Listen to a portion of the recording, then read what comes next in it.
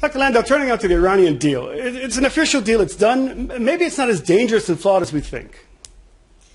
Well, the portion of the deal that we're now seeing implemented is something that shouldn't surprise us. I mean, this was the heart of the deal that was announced last July.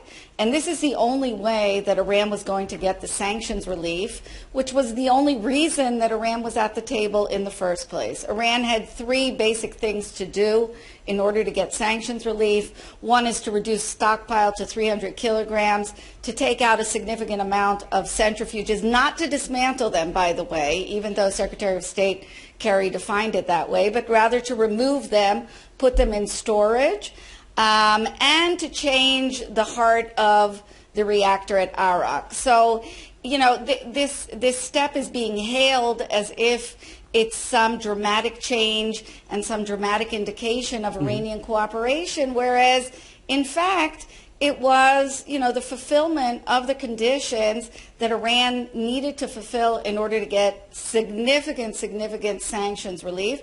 And I think on this count, Iran was clear about the fact that the international community was serious. All the other problems with the deal, with Iran's behavior since the deal was announced last July, all of that remains. The fact that the weaponization aspects of Iran's program, there was a report last month that finally determined that Iran had worked on a military nuclear program up until 2003 in a coordinated effort, up until 2009 at least, and the file was closed. So these are the other parts of the deal and Iran's behavior that we need to keep our eye on. Well, Dr. Landau, we know what this means for Iran, but what are the ramifications of lifting these sanctions for the whole international community?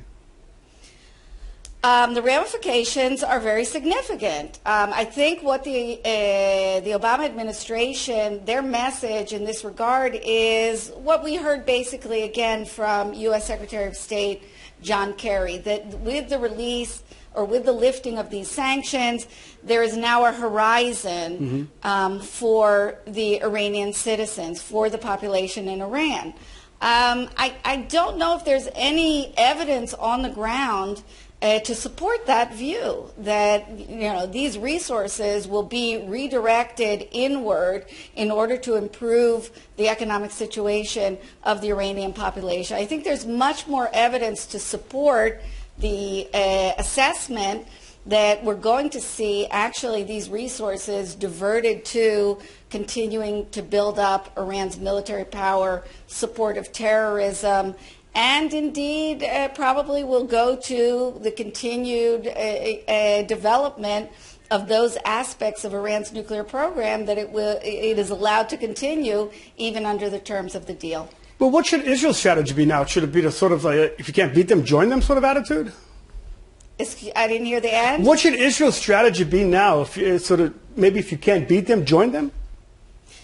I think Israel's strategy needs to get back to very close conversations with the U.S. administration first and foremost, with the current administration and, of course, with the administration that will come into power in early 2017. I think there are a lot of aspects of this deal. There are holes, there are weaknesses, loopholes.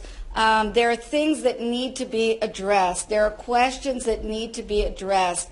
We need to think about, for example, the scenario in 10 to 15 years when the deal will sunset. What will happen then? How will the international community deal with Iran then, especially when we know that there has been no strategic reversal or strategic U-turn as far as Iran's nuclear ambition. So there are a lot of questions that can be addressed now. It will need, you know, Israel getting back to the place where they can have these very important and focused discussions with the United States and with other members of the P5+1. Dr. Landau, thank you so much for telling us all this insight and for being with IBA News. Thank you so much. You're very welcome.